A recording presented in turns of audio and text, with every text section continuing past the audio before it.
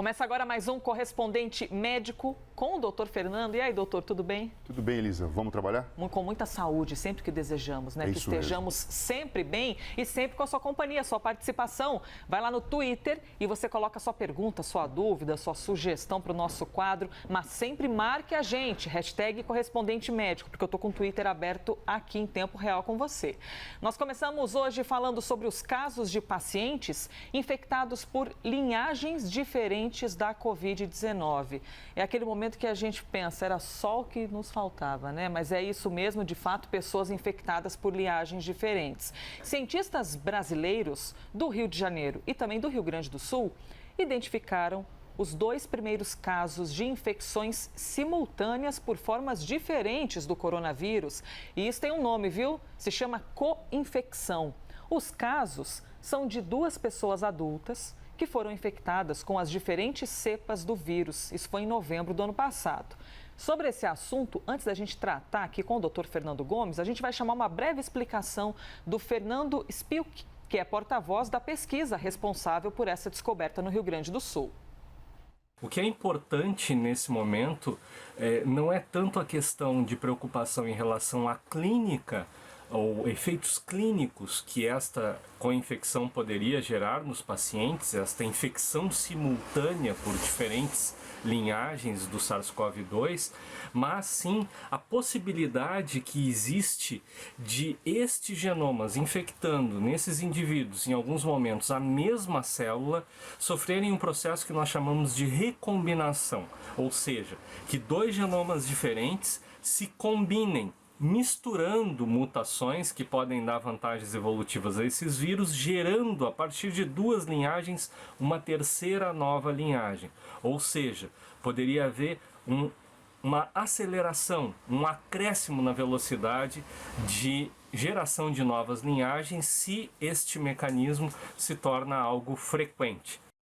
Doutor, e essa nova linhagem, explicada pelo seu xará, inclusive, Fernando, essa nova linhagem, ela pode ser mais forte do que aquela outra linhagem que entrou no corpo da pessoa? Então, se a gente imaginar o seguinte, até mesmo essa possibilidade que ele falou, dessas 2 cepas coexistindo no mesmo organismo e ao passo que ela vai se replicar, gerar uma outra linhagem ainda por cima, com a possibilidade de ter uma vantagem adaptativa maior, entenda, mais facilidade de entrar dentro das tuas células, uma maior velocidade na sua multiplicação, sim, poderia provocar algum problema maior. Até agora, não tem nada descrito que você tenha uma cepa provocando doença mais grave do que a outra, mas o que a gente sabe é que as cepas têm uma capacidade diferente de infecção. Então, algumas são mais rápidas no processo de transmissão e outras acabam tendo um processo que a gente já conhece, já está bem estabelecido. O que a gente já conhece, o que já é mais comum, assim, digamos, é que uma cepa, o vírus entre na pessoa e ele sofra alguma pequena mutação, uma pequena transformação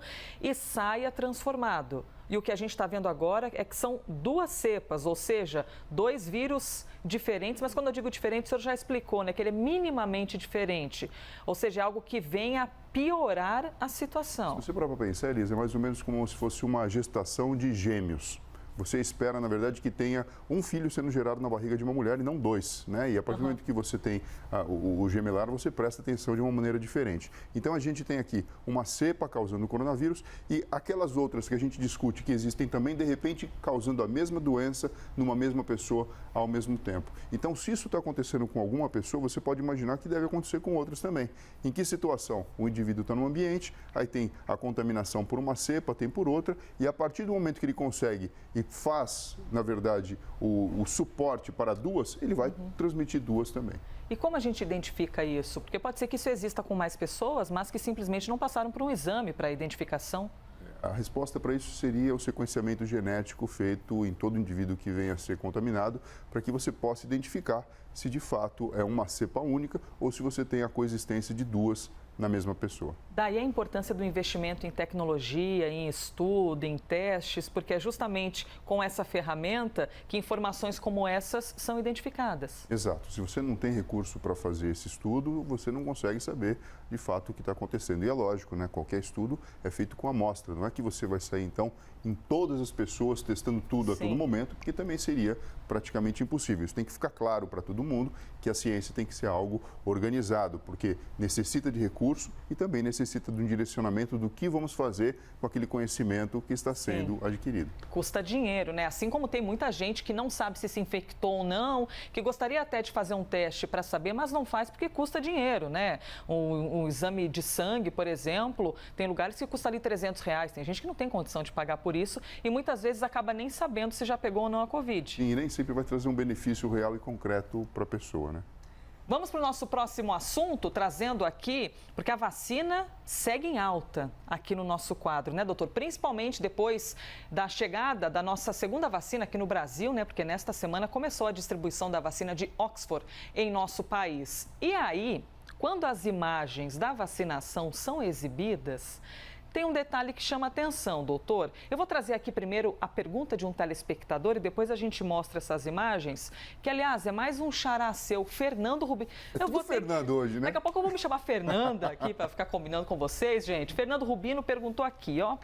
Vejo nas imagens de vacinação os aplicadores puxando o êmbolo da seringa antes de injetar a vacina. Qual a utilidade disso? A gente vai mostrar a imagem e você já vai perceber o que é exatamente esse êmbolo que ele está falando. Eu, particularmente, tenho uma pequena agonia de ver essa imagem, doutor. E por que isso acontece? Olha, Sueliza, o primeiro fato aqui que a gente precisa dizer, como é interessante, né, a gente ver a participação do telespectador chamando atenção para detalhes. Reparando que, olha, notei e não foi... Olha só, a gente está vendo aí. Mais um Fernando mais um Fernando aqui no nosso quadro. Agora é o seu momento também. E ela também fez a mesma coisa, ela puxou esse ângulo. Sim, por quê? Existe um detalhe técnico, né? Quando a gente olha, a agulha não é muito pequena, não. Mas para colocar a vacina dentro do músculo de cada pessoa que está sendo imunizada. Tá. Qual que é o detalhe técnico? Antes de fazer a injeção, você faz um teste para saber se a ponta da sua agulha não perfurou um vaso e você está dentro de um vaso, quer seja uma artéria, quer seja uma veia. Você precisa ter certeza disso, porque o lugar adequado para deixar o imunizante é dentro do músculo. Por isso que existe um estudo anatômico, e, por exemplo, você sabe que vai ser no músculo deltoide que isso vai ser realizado, que é no braço, nessa região lateral. É feita a asepsia, feita a aplicação e a introdução da própria pontinha da agulha e você faz o teste, então, de uma maneira muito rápida. É tão sutil que, assim, você percebe, precisou da perspicácia do meu xará para notar que isso se repetiu em mais de um lugar, em mais de uma pessoa, porque faz parte da técnica da aplicação de uma injeção intramuscular. Em qualquer injeção. A gente não está falando só da vacina de Covid. Isso pode ser aplicado também à vacina de gripe, por exemplo. Por exemplo, você faz a mesma técnica, porque o lugar a ser colocado é dentro do músculo. Então, você tem que ter certeza que não está dentro do vaso. Se acontecer, Elisa, da pessoa puxar e vir sangue, ela sabe que aquele não é o local adequado para aplicar e vai ter que procurar um outro local, puxando um pouquinho mais agulha ou introduzindo um pouquinho mais agulha, porque você quer que o imunizante fique no lugar adequado, que lenta e progressivamente vai ser oferecido como forma de estímulo ao sistema imunológico do corpo. Que interessante. Nesse caso, se vier um pouquinho de sangue, precisa jogar fora essa dose que já colocou ali dentro? Não necessariamente. Você pode puxar um pouco mais a seringa ou introduzir ela um pouco mais, testar para saber se está vindo sangue ou não e aí então fazer a aplicação do imunizante. Que bom saber disso, porque se um dia você estiver recebendo uma vacina e observar que foi puxado um pouquinho de sangue, às vezes a pessoa pode ficar desesperada. Tá tudo bem.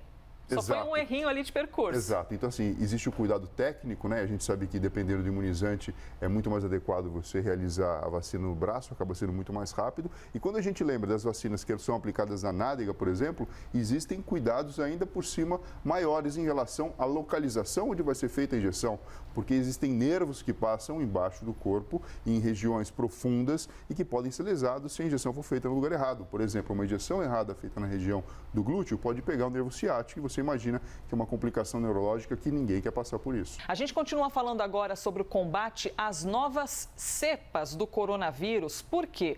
O laboratório Regeneron, um laboratório norte-americano, a gente já falou dele aqui, você vai entender por quê. Esse laboratório anunciou que o coquetel de anticorpos, que já tem o uso emergencial aprovado pelo FDA nos Estados Unidos, também é eficaz, veja só, contra duas novas variantes do coronavírus. E por que a gente já falou do Regeneron aqui? Porque esse coquetel foi tomado pelo Donald Trump. E quando a gente explicou aqui todo o tratamento pelo qual ele passou, incluía esse coquetel. Doutor, só relembrando, como funciona esse coquetel? Imaginar o seguinte, Elisa. Todo mundo já está entendendo muito bem como a vacina funciona. Você coloca ali um antígeno, o corpo reconhece como alguma coisa diferente e produz anticorpos que vão combater a própria infecção e o próprio coronavírus.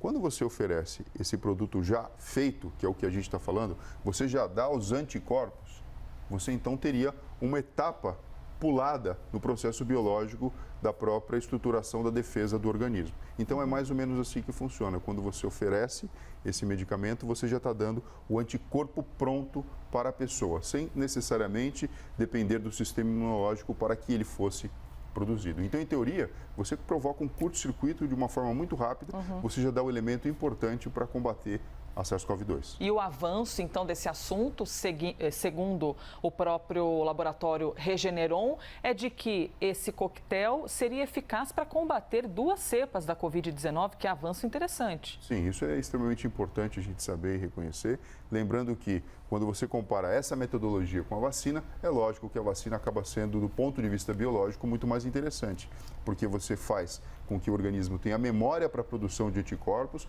que vão estar disponíveis no seu corpo na medida certa, na hora certa, do jeitinho certo. Aqui, de uma forma artificial, eu ofereço isso para o corpo e depois de um determinado tempo é natural que isso aqui venha ser eliminado do próprio corpo físico. Então, funciona realmente como um remédio para diminuir a infecção naquele momento certo em que você esperaria que o corpo estivesse disponibilizando anticorpos naturais. Tem muitos comentários aqui. O Chico está falando pela hashtag correspondente médico. Tomara que cheguem ainda mais doses. Precisamos voltar a ter vida social. O brasileiro gosta de calor humano. A gente não vê a hora disso acontecer, hein? Não sabemos ainda daqui a quanto tempo. 1 ano, 2, 3... mas uma hora vai chegar. Agora, uma notícia que deixou muita gente de boca aberta é algo extraordinário e a gente vai repercutir aqui com o doutor. É um caso que ocorreu na Inglaterra. A situação foi a seguinte: um homem com estágio avançado de câncer foi hospitalizado porque ele pegou Covid-19, ou seja, já estava passando por uma situação de um estágio avançado de câncer. E acaba funcionando como um grupo de risco, né? Pois é, um problema danado e ainda pegou Covid-19, ou seja, um desespero para ele e para os parentes. Por causa da doença prévia do câncer, o quadro era ainda mais preocupante que o normal. Ele foi admitido no hospital, com perda de peso, inflamação nos gânglios e falta de ar. Esse paciente ficou 11 dias internado e foi para casa terminar o tratamento contra a Covid. Só que, depois de 4 meses, essa imagem aqui que vai aparecer para você. Doutor, pode nos explicar a imagem, por favor? Olha aqui, a gente vê um corpo, é um exame que marca as regiões onde existia tecido tumoral, no caso era o linfoma, distribuído por todo o organismo. Caso gravíssimo, então. Caso grave de disseminação, e a gente percebe, não precisa nem ser médico, né, Elisa? Para você ver que a doença aqui está disseminada no corpo físico como um todo. E o exame feito depois do evento que foi a infecção pelo coronavírus de resolução, alguns meses depois, um exame praticamente normal com a doença controlada. Então a gente chama isso, é um caso anedótico, é um relato de caso que chama muito a nossa atenção, porque não teve nada diferente que aconteceu na vida dessa pessoa do que simplesmente a infecção pelo coronavírus, que necessitou passar pelo hospital, necessitou um tempo de recuperação e de efeito colateral benéfico positivo a longo prazo aí foi praticamente o controle do câncer. Inacreditável, né, doutor? Porque a gente já viu e até já relatou aqui o caso de muitas pessoas com câncer, diferentes tipos de cânceres que pegaram a Covid-19 e infelizmente acabaram morrendo, que não tiveram esse mesmo quadro. E de repente um ser humano tomado pelo câncer e que depois fez um exame como esse. Como explicar isso, doutor? Então, ou ainda não tem Não, é o seguinte, não, existe obviamente uma linha de pensamento e existem teses, né, hipóteses para que você possa explicar. Um primeiro conceito básico que a gente não pode esquecer é que todo dia existe a formação, o surgimento de uma célula dentro do nosso corpo que pode se transformar num câncer. Isso é natural, porque da mesma forma que a gente fala que o vírus está se dividindo, existem mutações, no nosso corpo espontaneamente isso acontece, isso é natural. O nosso sistema imunológico, que tem o papel de combater infecções, também tem o papel de gerenciar essa mudança do padrão celular que acontece naturalmente no nosso corpo e todo dia elimina essas células que poderiam gerar câncer. Isso é natural que venha acontecer. Talvez nesse paciente a infecção pelo coronavírus tenha estimulado o sistema imunológico próprio do paciente de uma maneira diferente, de uma maneira positiva, e o próprio sistema imunológico do paciente que não estava sendo capaz de naturalmente combater o câncer passou a ter essa habilidade e dessa forma promoveu o que a gente chama de um processo de quase que autocura. O próprio sistema imunológico do indivíduo combatendo o próprio câncer que ele tinha no organismo. Doutor, nós temos esperança aqui dentro da gente, né? Então a gente gosta de pensar sempre muitas coisas boas. Olhando esse caso, a gente pode imaginar ou supor uma hipótese de que no futuro a Covid-19 seja em parte benéfica para um avanço de um tratamento de câncer, para uma cura, porque um caminho foi aberto aqui, algo ocorreu que chama a atenção da ciência. Sim, isso chama a atenção de uma maneira diferente, isso sem sombra de dúvida aqui já tem né? É como se fosse a inauguração de uma linha de pesquisa que venha a ser realizada, e a gente sabe que quando a gente fala de vírus, a gente pensa ele só como inimigo, mas não é bem assim não. Existem diversos estudos com biologia molecular, inclusive tratamentos que já foram desenvolvidos, por exemplo, para câncer do cérebro, que você faz a partir da aplicação de elementos dentro de um vírus que a gente sabe que vai entrar dentro do corpo e naturalmente procurar o cérebro como um lugar para se localizar. Então, assim, aqui já abre para a gente uma perspectiva do tipo, olha só, se o coronavírus ele provoca tanto estrago e alteração no sistema imunológico, será que ele não pode ser conduzido de uma forma a estimular o sistema imunológico das pessoas de uma forma positiva, no intuito de favorecer o tratamento de uma doença que mata mais de 7 milhões de pessoas por ano, que é o caso do câncer? Então, assim, fica aqui uma indagação e a gente percebe que a ciência ela vai caminhando dessa forma, né? Um elemento novo que surge acaba sendo um convite à curiosidade do ser humano e o início de novas pesquisas. Incrível. Juliano Bacher até perguntou aqui, que o senhor já respondeu. Será que o vírus combateu o câncer, né? Então ficam essas dúvidas aí na cabeça das pessoas e a gente encerra justamente com essa mensagem aqui de esperança. Não sabemos o que virá, mas um caminho foi aberto. Algo aconteceu aqui e com certeza, se nós estamos assim, quem dirá os cientistas que vão daqui para frente pesquisar? Né, Elisa? Quem não sabe o que procura, muitas vezes não entende o que acaba encontrando. Então, a gente sempre precisa fazer o avanço científico embasado em conhecimento, embasado em esperança e em muita tecnologia. Obrigada a você que participou, viu? A gente recebeu inúmeras mensagens, eu não consegui ler boa parte delas, mas vamos utilizar algumas perguntas para os nossos próximos episódios. Com toda certeza, sempre com o doutor Fernando. Obrigada, doutor. Obrigado a você, Elisa, e pessoal, até breve. Nos vemos então no próximo Correspondente Médico.